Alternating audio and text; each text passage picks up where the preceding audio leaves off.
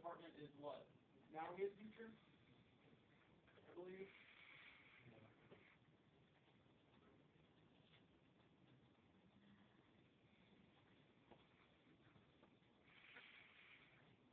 My school, .roster, .roster, .roster. It knows the rosters are different because they're owned by different things. They're in different scopes. Now, I recommend don't ever write code where you're ever writing roster, .roster, .roster. Put in something to make them Right? different. Teacher roster, student roster. Right now it's really confusing. I'm going to go back to our assignment, but I wanted everyone to see that you can have the same name as many times as you want, so long as they're owned, so long as their scope is different. Schools.roster, department.roster, teacher.roster. Let's get rid of department and school. We don't really need those. I just wanted you to see it. Does anyone have any questions about this? Is anyone going to ever make roster.roster.roster? No. No. We'll give them better names. We'll say like school.department list, teacher list, something that we can read. Okay, so here we were. Back before the dark times of roster.roster.roster. We just have a teacher roster, and the teacher has a student roster, and there's no more levels than that. We randomly create some teachers and students, gave the teacher some starting information, gave the student some starting information, and it's just a bunch of initialization. Now we need to find the highest grade. My for loops here look the same as these two for loops. So I just want to go through every teacher and every student. So what do I want to do here? What's my goal? Find the highest grade. Right up there in green. I want to find the highest grade. What grade should I compare with? Highest grade. I should compare it to my variable highest grade. And what's the other thing I should compare it against right now? 0? Not 0. I have a variable called highest grade. What else do I have access to inside these for loops? Student grade. I have some student according to some teacher. Right? I'm going to go through every teacher. I do teacher roster size. And whichever teacher I'm on, that's deciding how many times I'm cycling through the second for loop. Because every teacher might have a different number of students. And here I can say, if that student, which is stored as teacher, teacher roster I, roster J, by grade. If the grade of this student, of this teacher, is greater than highest grade, what should I do about it? Highest grade is now teacher roster grade. Yep. This teacher roster is I. And again, whatever I'm writing here, this part is the same as this. Whatever that grade was, if it was higher, make that the new highest. What else do you need to do? What else did I say I wanted to track about this particular student? Guys, what other variables did I make? I type highest grade. Remember? I made 3 of them. Student and teacher. Student and teacher. So I'm going to store whatever that student was, which is that teacher roster I, roster J. Now we got a teacher, which is just that teacher roster I. Grade.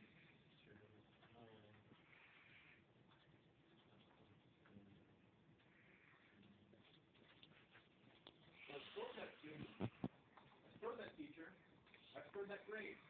Now as it keeps running through, it's going to compare it to the new highest grade. You can find something even higher than that. If it never does, the first highest grade it finds is the winner. I don't care about pi.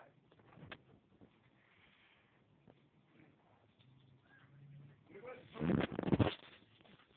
we know who the highest, what the highest grade is, who has it? The highest grade was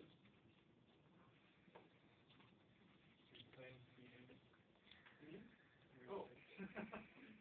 Thank you. Like, of course I'm saying CN. Why would I? Oh, right. Printing.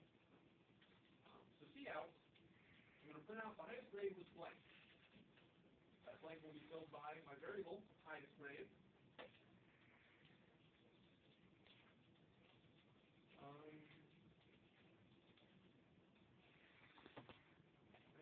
reformat how I display the name, how I display this. But the format's not really important. Oh my, how do I just say it differently?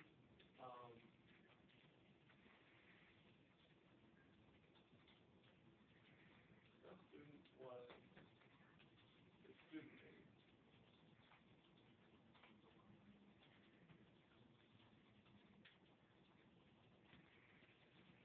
In blank person class.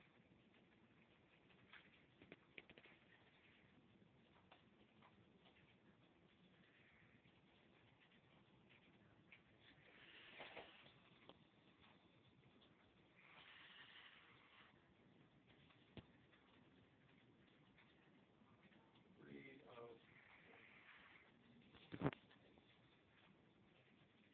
Okay. See about here. The best student was Emily in Miss Frizzle's class with a grade of 99. So I just had enough teachers and students, my sample size is large enough that we got a grade of 99. If I increase the number of teachers and students, what do you think the highest grade will be? We dealt with this with birthdays. What happens when we increase how many we were generating, how many random numbers we generated?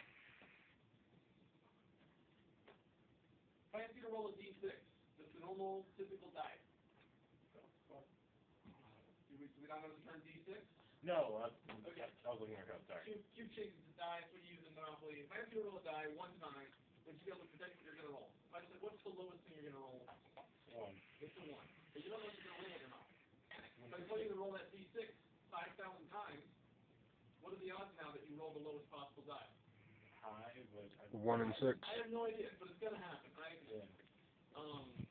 If you didn't roll it out of 5,000 times, that would be 1d6. Sorry, that'd be 5d6 up to 5,000, the power of 5,000. Odds would be against you. So if I increase how many students we generate, my odds for getting every number, for every combination to happen, goes up. If the highest rate this time was 99, what can we eventually get to? What's the highest possible rate? 100. 100. So if I keep adding teachers and students, if I keep generating random numbers, eventually I'll get 100. If I have fewer, I may not get as high. Question? What did you have to add the name at the end of 26? I thought it was already set to... Do I have to add what? Name? In what part? Where it says the highest grade teacher dot name, like that. Oh, got it. So, like, in a situation like I that, wanted to say who that teacher was. That student was Emily in Miss Frizzle's class. That's why I need the highest teacher name. But isn't it already set to the... He's asking why did you have to put dot name? Wouldn't highest grade teacher be Miss Frizzle already?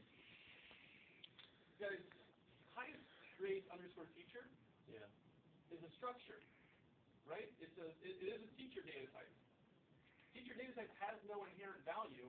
It just groups other variables which have value. Okay, so if we didn't have You that... can never evaluate a structure like this. You can never do anything with that. I'm going to get an error.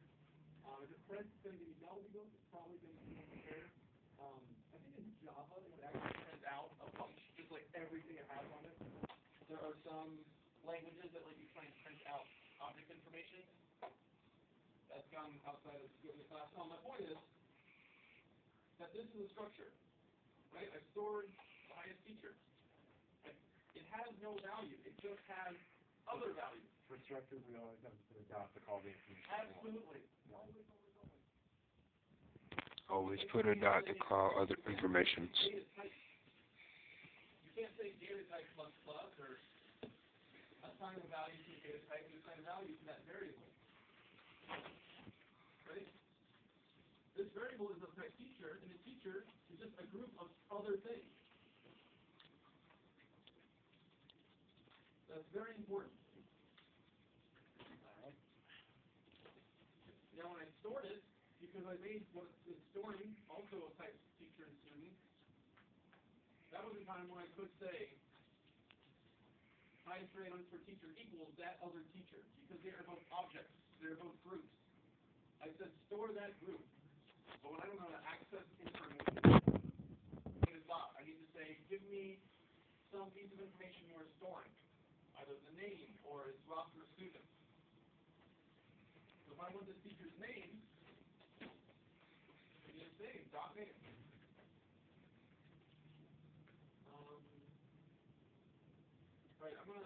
change my number of teachers and students. I'm going to lower it first.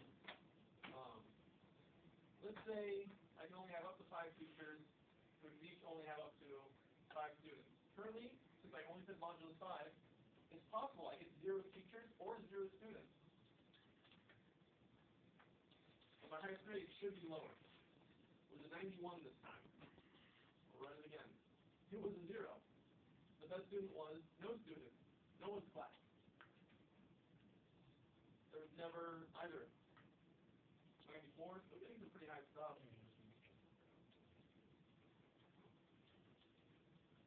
There we go. Highest grade was a 76. That was what I was looking for.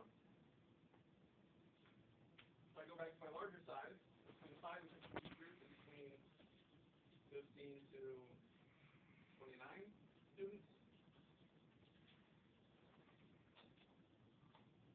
it'd be pretty unlikely every time I run this that I get something less than the 90. This case, I'm always getting 99.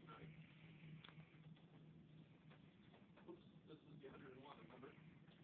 Didn't I type 101? Didn't we talk about that? Yes. I don't remember when I accidentally set it back. Because that was the question you wanted to come in. Oh, well there. Now you saw why the highest grade was always 99 instead of 100.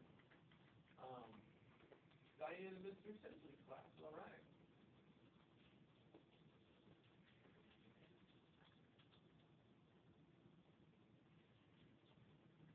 So, right, now we needed what? What was the other thing we needed? The average of all the students. We wanted to find the teacher who had the best average. So just like for finding highest grade, I need to start scoring highest average. So I'll say, float, highest average, equals 0. Teacher, highest average, I might use a shorthand.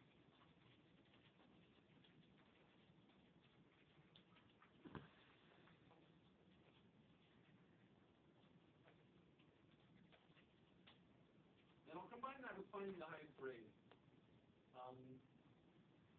Again, all of these could have been combined with generating, but I like to keep generating separate in case someone ever had actual information they wanted to feed into. Let's say highest grade, average, 47 star. Yeah. This is what I'll do. I don't want to change this, right? I want to always keep looking at highest grade. But where should I find my highest average?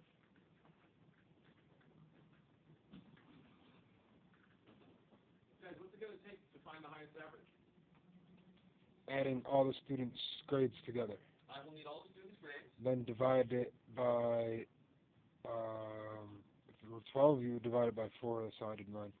You divide it. You want to divide by the sum, or by the total number of entries. So if I'm averaging, if I'm adding up all the grades in a roster, how do I know what to divide by? Class size? What was that? The class size? And what's the class that is being stored in? Roster? Student roster? There's a roster size. That's why we always store the length of every array. Now here, I want to sum up all the grades. So what I might do is I just might make a temporary float. I will call, we'll call this temp average. Because it's in the for loop, it'll be gone. That's why it's temp. It's in the outer, yep. It won't exist outside of this for loop. And every time this one finishes, it's going to reset to 0. In the for loop, what can I write? Yeah, what we run through. What's this going through? The teachers are So the first is teachers. It's just going through all the teachers.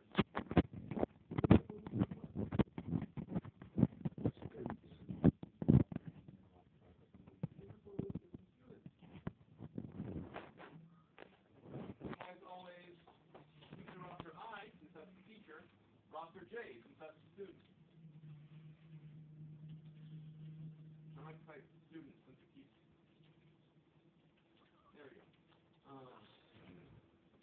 So while I'm inside this inner for loop, I have access to an individual student. What should I do? What do I want to do with an individual student's grade? See if it, add it to another student's grade. Correct. And And what variable did I make for that? Temp average. Temp average. I'll say temp average equals temp average plus this new grade. It looks like we're storing the grade right here. I'll just use that same line of code. So on every student, we're going to add up temp average.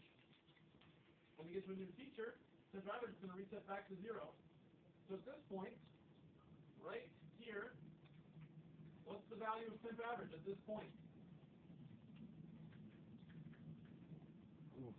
I'm not looking for an actual number. It's impossible to know the actual number. And what does it represent? What does the value of temp average represent right here? The first two rosters? It would represent the sum, since we did all this adding, Two temp averages. the sum of grades. All of them. Oh, okay. You grab a teacher, you say, your average is 0. The average doesn't map yet. Because you put I, it's all of them? It goes through every student, and it just adds that student's grade. It just adds that grade to the temp average.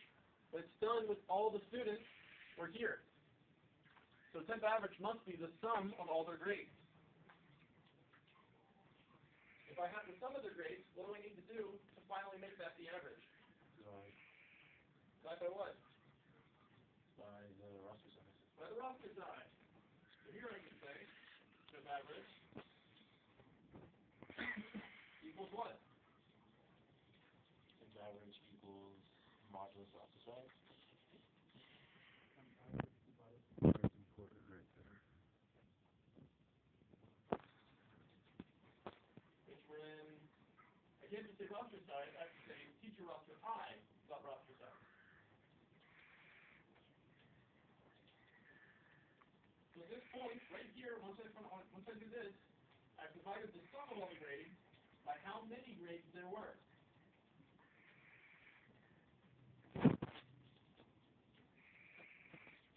And now I can start the comparison of this average to the current highest average.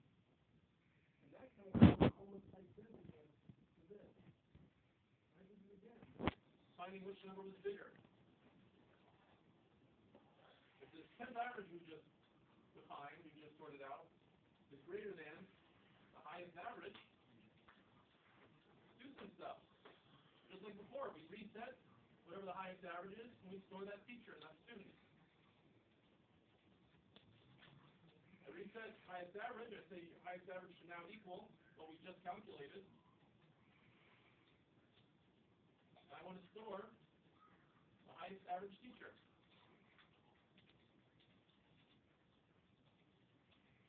Bam. We're done.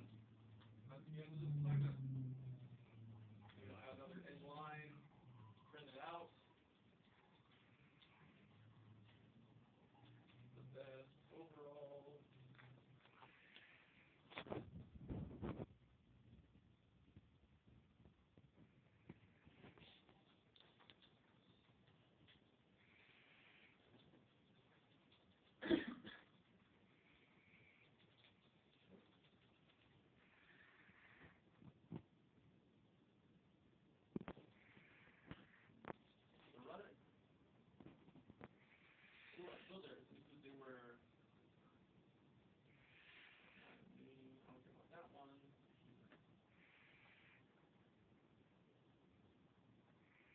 Sorry, highest average teachers dot me. Classic mistake. The best student was Emily in Dr. Driggs' class with a grade of 100. The best overall teacher was Miss Frizzle with an average grade of 59.381. Why is the average so low? She didn't have any students? No students. I mean, that's possible. So with highest grade, we know what the highest possible grade will be as we increase the number of teachers and students. The highest grade moves towards 100, right? If I decrease the number of teachers and students, we might get a more volatile response. We might get a more random result. Huge sample size means if you're only to the highest number and there's a cap of what the highest number is possible of being, As you increase your sample size, the consistency that you hit that cap goes up. The odds of you getting the highest number goes up. This is an average. Even though the odds of anyone getting 100 goes up, there still should be an even distribution of grades from 0 to 100. If we look for the lowest grade, as we increase the sample size, it should be 0. So the average for all these classes should be around 50, or at least something generally random. Because we're looking for the highest average, if we